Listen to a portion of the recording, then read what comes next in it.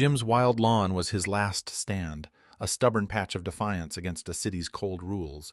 Then, a $250 ticket arrived, threatening everything he'd fought for. Alone and cornered, something unexpected stirred in the shadows of his neighborhood.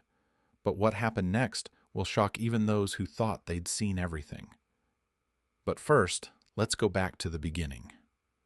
Jim Carter stood on his porch, the ticket clutched tightly in his weathered hand, the edges of the paper curling slightly from his grip. The late morning sun beat down mercilessly, casting sharp shadows over the untamed greenery that sprawled across his front yard like a forgotten wilderness.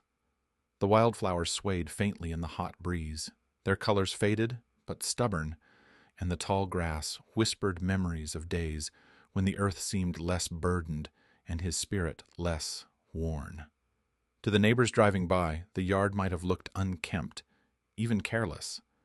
But to Jim, it was the last living thread tying him to a life he fought hard to hold on to. At 72, every step was a reminder of battles no one could see. Vietnam had left its scars deep beneath the surface, ghosts that roamed his nights, memories that tightened his chest in the quiet moments. His hands, once steady with military precision, now trembled with age and the toll of pain. Mowing the lawn, something simple and routine for most, had become an arduous task. Each push of the mower was a struggle, a confrontation with physical limits and mental fatigue that never seemed to relent. The cost of medical care, mounting and relentless, ate away at his savings, leaving him with fewer resources to hire help or buy the newest equipment. Still, he never complained openly. Pride and stubbornness were traits honed in combat and kept alive through decades. When Claire Bennett approached his home that morning, Jim didn't expect confrontation. Claire wore the standard uniform, navy blue shirt, badge clipped neatly on her belt, clipboard in hand. Her eyes scanned the yard with a professional, practiced gaze that betrayed no personal judgment.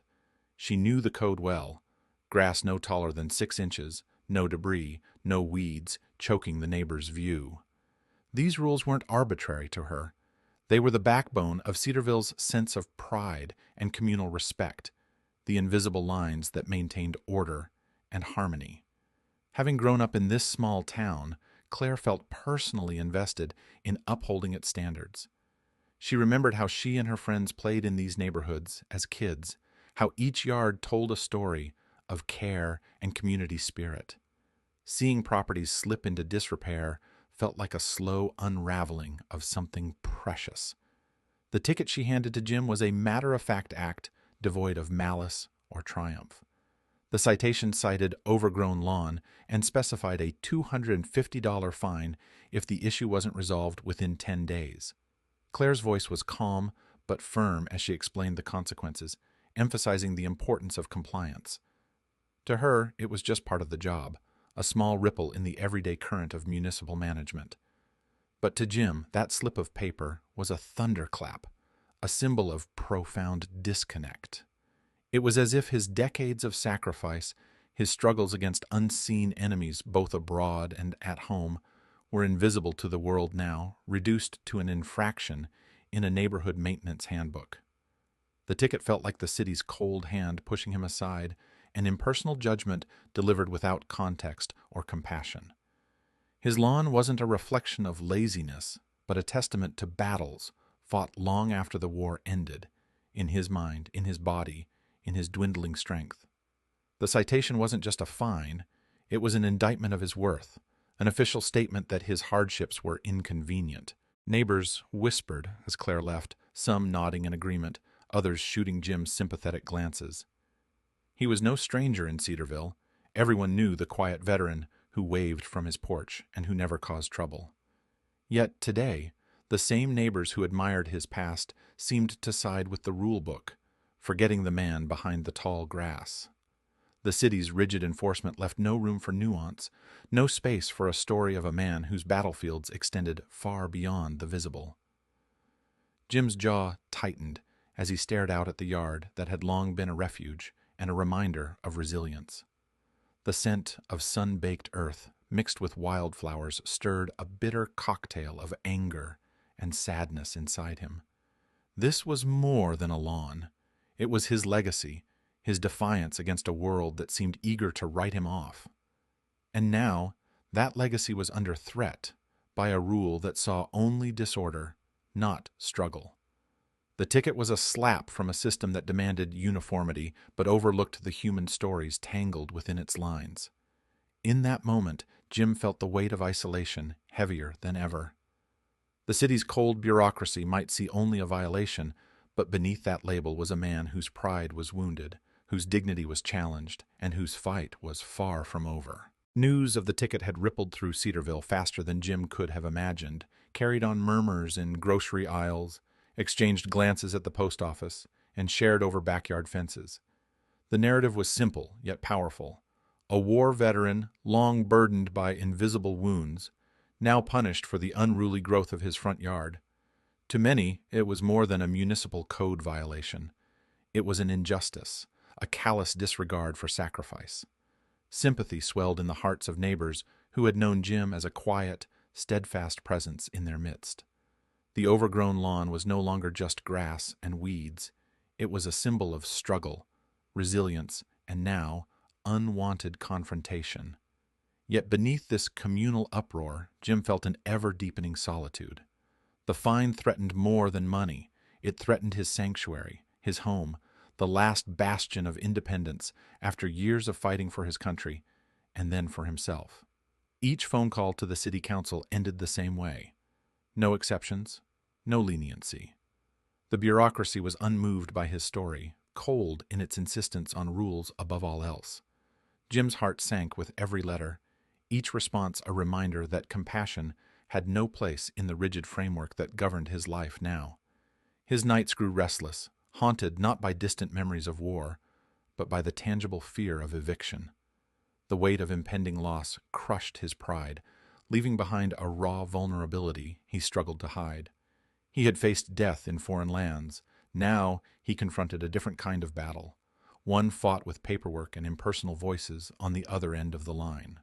The walls of his modest home seemed to close in, the familiar creaks and groans echoing a sense of finality he dared not voice. Then, unexpectedly, the tides began to shift. At Cedarville High School, the story of Jim's ticket reached ears that understood sacrifice in a profoundly personal way. Captain Sarah Mitchell, commander of the ROTC program, was no stranger to the rigors of military life. Her own service had taught her the value of duty, respect, and the unspoken bonds that linked those who had worn the uniform. When her cadets mentioned the old veteran's plight, Sarah's sense of justice ignited. To her, this wasn't just a man's lawn, it was a call to action, a chance to uphold the honor owed to those who had borne the burdens of service. Before the first light of dawn the following day, the ROTC cadets gathered quietly at the edge of Jim's property. Clad in their neatly pressed uniforms, mowers and gardening tools in hand, they moved with a disciplined purpose, yet their movements carried a gentleness born of respect.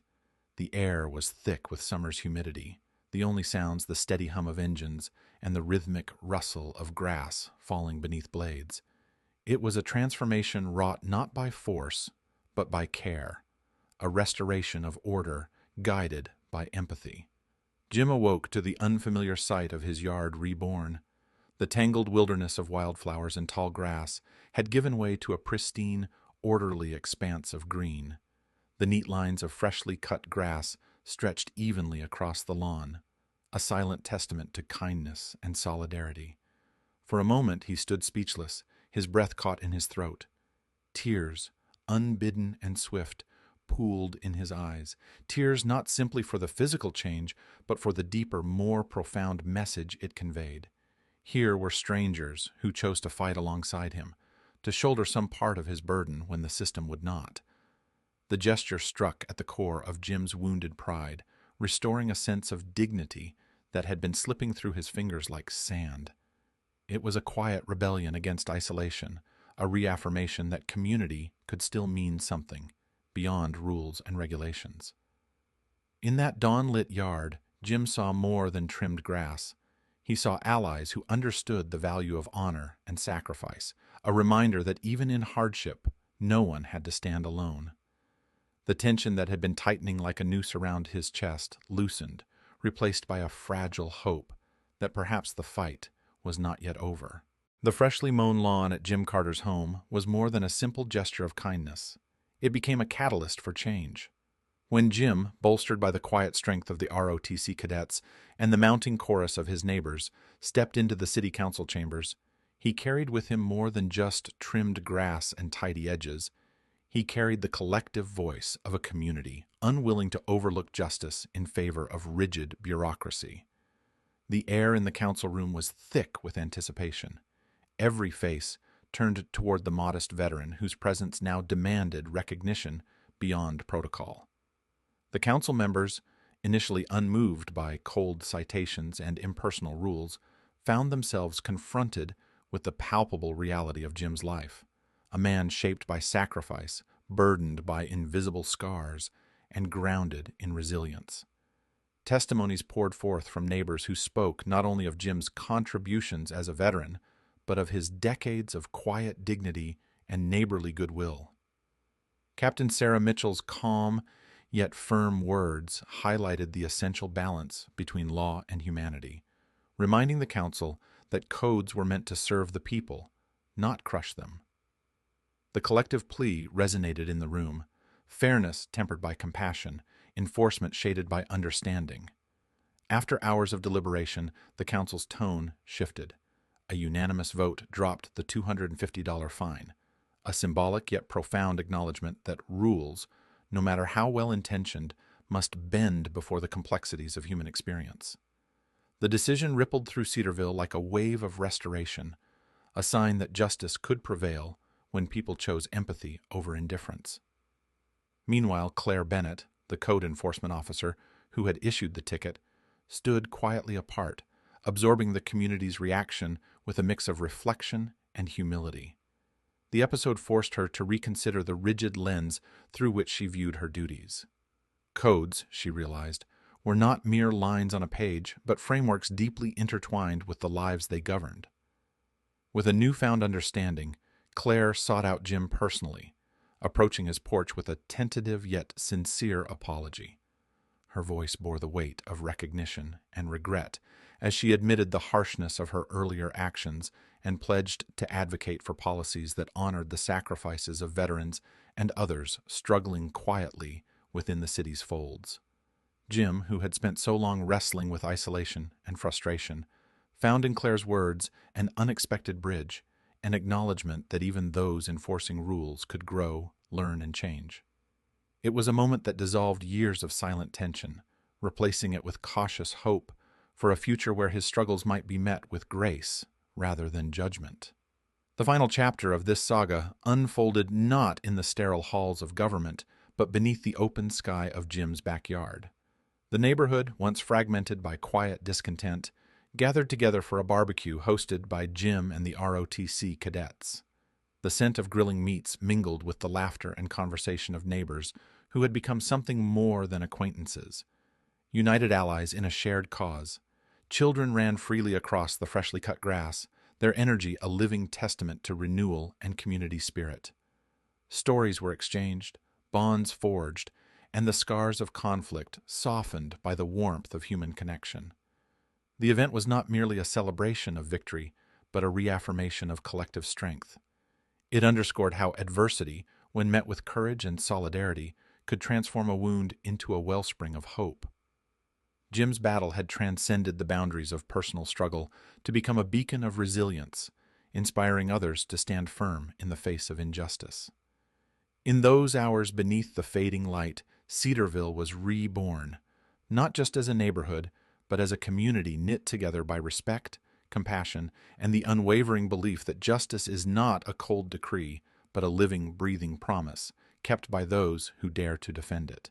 Jim's journey, from the sting of an unjust ticket to the embrace of a united neighborhood, embodied the profound truth that true strength lies not in isolation, but in the hands joined together to lift one another higher.